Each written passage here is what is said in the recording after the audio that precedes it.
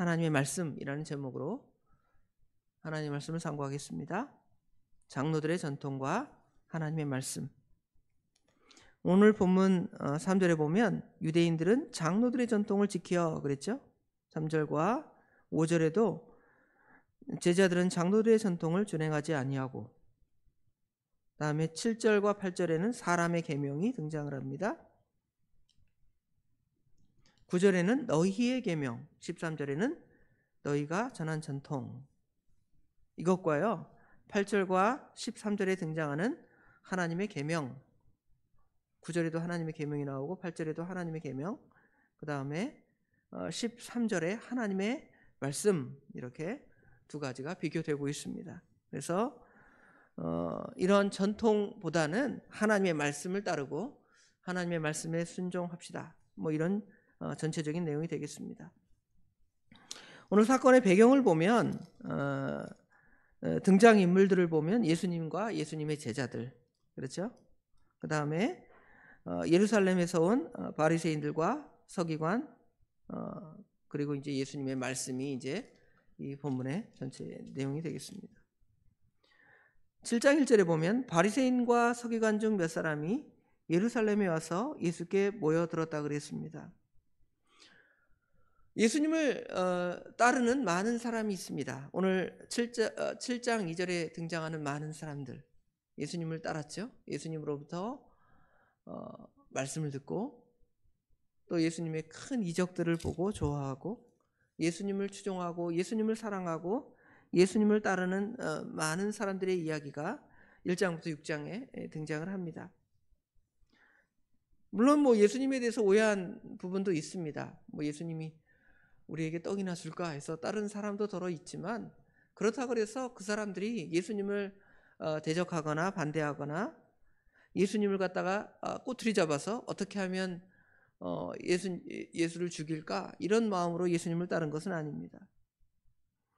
그러나 오늘 등장하는 두 부류의 사람들, 바리새인과 서기관 몇은 예수님을 따르고 예수님을 사랑하기 위해서 예수님을 따르는 것이 아니라 예수님을 반대하고 예수님을 대적하고, 결국은 예수님과의 그 말씀의 논쟁에서 이길 수가 없죠. 하나님의 말씀을 누가 이기겠습니까? 이기지 못하니까 마음속에 예수님에 대한 원한을 가지다가 마지막에는 예수님을 십자가에 못 박는 그러한 죄를 범하는 사람들이 있습니다. 이 사람들이 가만히 예수님과 예수님의 제자들의 행태를 살피고 있습니다. 보고 있죠.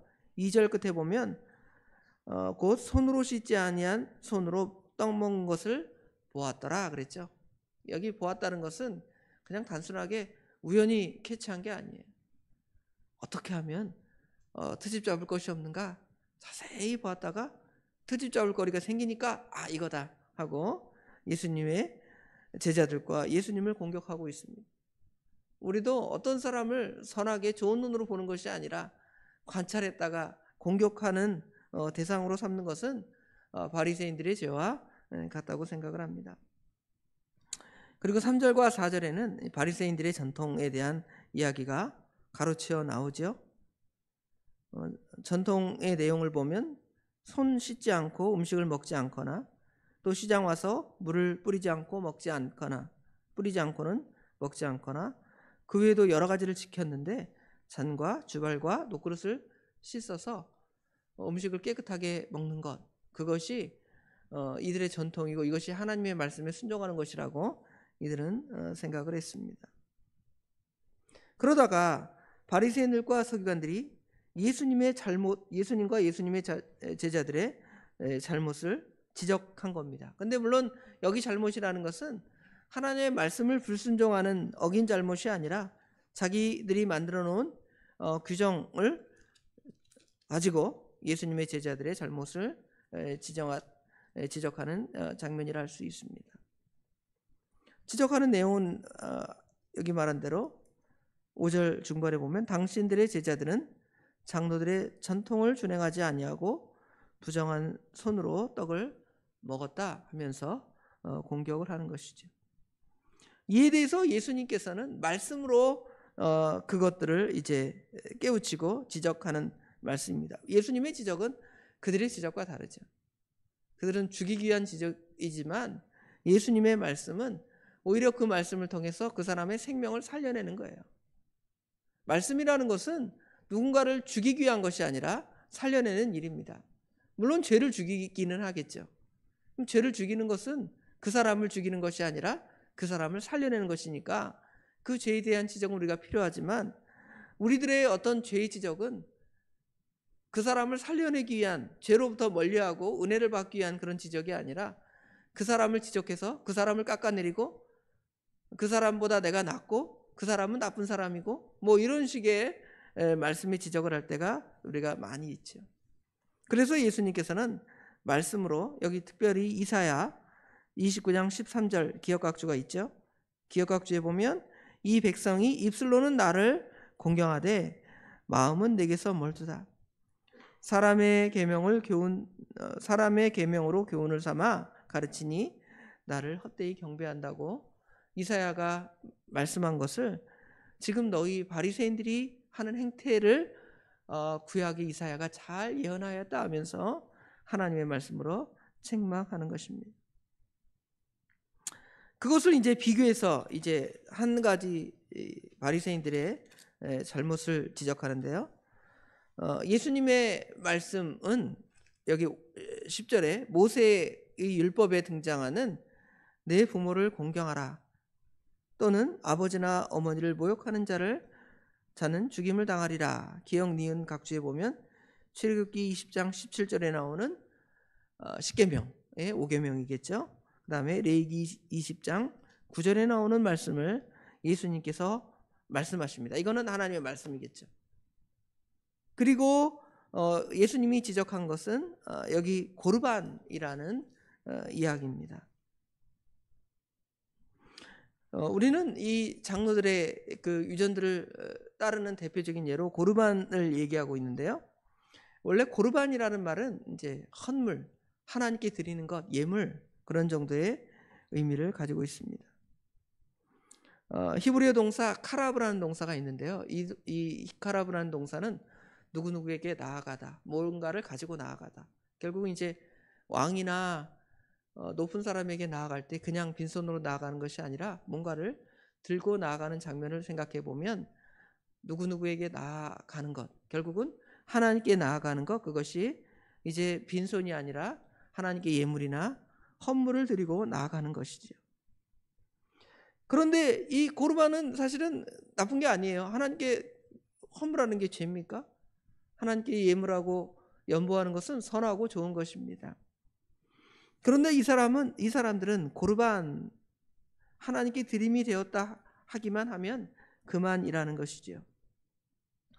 일종의 자기들이 행해야 할 인간적 의무에 대해서 고르반을 선언하면서 그 행위를 행하지 않는 것입니다. 예를 들어 내가 경제적으로 여유가 있습니다. 그러면 이제 부모나 형제들, 이웃들을 돌볼 수 있는 돈으로 돌봐야 되는데 그 돈이 있는데 그 돈은 고르반 선언하면서 이 돈은 하나님께 드릴 돈이니까 너에게 부모에게, 자녀들에게, 형제들에게 줄 돈이 없다. 이렇게 선언하는 것이지요. 그러면서 하나님께 잘하면 사람을 제대로 섬길 필요가 없다. 그런 악한 용도로 쓸 수가 있지. 부모를 섬기는 일이든지 아니면 내가 이웃에게 빚을 졌습니다. 근데 내가 돈이 있어요. 그러면 그 빚 갚아야 됩니까? 안 갚아야 됩니까? 갚아야죠. 근데 갚기 전에 고르반 선언하고 이거 하나님께 드릴 예물이라 내가 너한테 갚을 돈 없어. 예를 들어 그런 식으로 사람에 대한 계명들을 무시하고 하나님께 잘한다고 선언하는 그런 악용의 내용이겠죠. 그런데 예수님께서는 1계명부터 4계명을 지금 그들의 죄를 지적하는 데 쓰는 것이 아니라 사람의 계명의 첫 번째, 부모를 공경하라는 계명 첫 번째를 가지고 선언하시면서 이 5계명을 준수하지 않으면서 고르반 선언만 하면 되겠느냐고 책망하는 것이죠. 가끔 목회자인 저에게도 이런 생각이 들 때가 있는데요. 제가 목회자이고 교회 일에 바쁘고 그렇죠? 그러니까 어, 핑계를 대면서 이 부모를 섬기는 일이나 형제들한테 잘 못할 때도 있어요. 내가 교회 일이 바빠서요. 그렇죠? 그런데 가끔 제가 성도들하고 대화하고 성도들의 안부를 묻고 막 이런 얘기들을 합니다. 어젯밤에 잘 주무셨냐고, 건강하시냐고, 뭐 이런 얘기를 하면서 들어주는 거예요, 열심히. 그런데 그런 것에 10분의 1만 제가 한다면 부모에게 뭐가 돼요? 효자가 될 때가 있어요. 그러면 나도 목회자라고 하면서 고르반의 의미를 갖고 있지 않는가, 그런 생각을 덜어 할 때가 있습니다. 자녀들에게도 마찬가지겠죠. 하나님을 내가 잘 섬겨야 되니까 니네들 알아서 니네 일 해라, 이렇게 선언할 수도 있습니다. 그런데 그것도 일종의 어떻게 보면 고르반이겠죠. 물론 하나님의 일이 중요하고 그 하나님의 일에 있어서 다른 것을 먼저 사랑하는 것은 성경이 말하는 것이 아닙니다. 성경 분명히 내 아버지나 내 어머니나 내 부모를 하나님보다 더 사랑하는 것이 내게 합당하지 않다고 말했거든요. 그러나 우리 할 일을 안 하면서 마치 내가 하나님께 잘한다, 내가 기도하는 시간에 내가 너를 어떻게 돌볼 수 있니, 그렇죠? 내가 전도하는 시간에 너를 어떻게 돌볼 수 있니, 부모를 어떻게 돌볼 수 있니, 이런 핑계를 대면서 우리의 의무를 다하지 않는 것에 대해서 분명히 우리는 이 고르반 사상을 가진 바리새인을 책망하기는 하지만 어떻게 보면 바리새인의 행동을 그대로 할 때가 있을지 모르겠습니다. 물론 우리가 하나님을 사랑하는 일을 열심히 해야 합니다. 하나님이 그렇게 하기를 원하시고 그것을 우리 하나님이 기뻐하십니다. 그러나 사람에 대한 예도 철저하게 순종해야 할 것을 성경은 말하죠. 내가 하나님을 사랑한다 하면서 내 형제를 사랑하는 것은 진정한 사랑이 아니라고 요한 1서에 말씀하고 있고요. 야고보서에는 야고보 감독이 지적하잖아요. 하나님 앞에서 정결하고 더러움이 없는 경건은 하나님 앞의 경건이잖아요. 그런데 그것은 고아와 과부를 그 환난에서 돌보고 그 다음에 이제 자기를 지켜 세속에 물들지 않는 것, 이렇게 말했잖아요. 분명히 우리가 인간으로서 해야 할 일들을 충분히 담당해야 할 것을 말했고요. 디모데전서 5장 8절에는 누구든지 자기 친족과 자기 가족을 돌보지 아니하면 믿음을 배반하는 자여 불신자보다 더 악하다고 성경이 분명히 말했기 때문에 이것은 어떻게 보면 두 가지 다 잘해야 할 것을 우리에게 가르쳐 주는 거죠. 물론 우선권은 하나님을 섬기는 일에 있다는 것은 우리가 분명히 알지만 그 우선권 때문에 다른 것을 소홀히 하고 안 하고 핑계대면서 그렇게 하는 것은 분명히 바리새인의 죄와 똑같다는 것을 우리에게 가르쳐주고, 우리는 혹시 하나님의 계명을 핑계대면서 사람에 대한 그런 의무들, 인간 사랑의 의무들을 바로 하고 있는가? 하나님의 계명을 요약하면 하나님 사랑과 이웃 사랑이잖아요. 그런데 하나님 사랑한다고 하는 사람들의 많은 그런 열정들을 보면 그 이웃을 또는 가정을 돌보지 아니할 때가 혹시 있어요. 무조건 다 정죄하고 잘못하는 것은 아니지만 혹시 그런 잘못을 하면 우리가 혹시 우리의 전통을 가지고 하나님의 말씀을 불순종하는 부분이 없지는 않는가, 그렇게 돌아보면 저희들이 되기를 원합니다. 과연 저나 성도 여러분, 하나님의 말씀을 얼마나 순종하고 따라가십니까? 혹시 내가 어떤 하나님을 섬긴다는 기준으로 내가 복음 같은 걸 만들어 놓고 그거 잘하면 나머지는 좀 부족해도 괜찮아, 이러지는 않습니까? 이거 하나님 말씀을 무시하는 것입니다. 그래서 우리가 믿음 안에서 모든 일을 선하게 자로나 우로나 치우치지 말라고 그랬고, 우리 예전에 우리 이병규 목사님 양통 그랬잖아요. 다 통해야 된다 그랬으니까 그런 것들을 잘 감당해서 하나님의 말씀을 전적으로 순종해 나가는 우리 도봉의 모든 성도들이 되기를 주님의 이름으로 축원합니다. 기도하겠습니다. 아버지 하나님, 은혜와 사랑을 진심으로 감사합니다. 때가 되어서 이제 추운 날씨를 주시고 또 비를 이제 눈으로 바꿔서 길이 빙판이 되어 주님께 나오는 일에 힘들지만 그래도 말씀을 사모하고 예배를 사모하여 주님의 전에 나와 기도하는 성도들과 또 온라인으로라도 하나님 말씀을 듣고 그 자리에서 기도하기를 원하는 아버지 하나님, 우리 성도들을 우리 하나님 기억하사 하나님께서 말씀을 통하여 우리가 어떻게 행해야 할지를 배우게 하신 것 참으로 감사합니다. 우리가 하나님을 잘 섬긴다고 하면서 혹시는 우리 이웃들을 섬기는 일과 또 가족을 섬기는 일과 세상에 하나님께서 우리에게 세상에서 행해야 할 의무들에 대해서는 소홀히 하고 행하지 않으면서 잘한다고 착각하지는 않습니까? 그것이 바리새인들이 행한 고르반이요 하나님 말씀을 폐하는 것이라고 저희들을 지적하셨사오니 저희들 그런 악을 행하지 아니하게 하시고 하나님의 말씀을 사랑하고 순종하고 하나님으로 기뻐하고 예배하는 일에 우리가 우선 돼야 하지만 하나님께서 우리에게 주시는 인간에 대한 책무를 성실하게 잘 감당함으로 하나님을 왜곡하게 하고 예수님의 말씀을 왜곡하는 그러한 죄를 범하지 아니하도록 우리들의 마음과 생각을 지켜 주시옵소서. 오늘 하루도 그렇게 살기를 원합니다.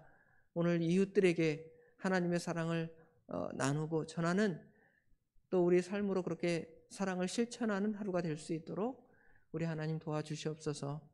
날씨가 쌀쌀해져 갑니다. 우리 성도님들의 건강을 지켜주시고 특별히 길이 미끄럽게 빙판길로 변할 수도 있겠사오니 낙상하지 아니하도록 우리 어르신들 우리 하나님께서 지켜주시고 천사를 통하여 아버지 하나님 보호하시는 것처럼 우리의 다리를 친히 지켜주실 줄 믿습니다. 오늘 하루 주님께 온전히 의탁드리오며 예수님의 이름으로 간절히 기도드리옵나이다. 아멘.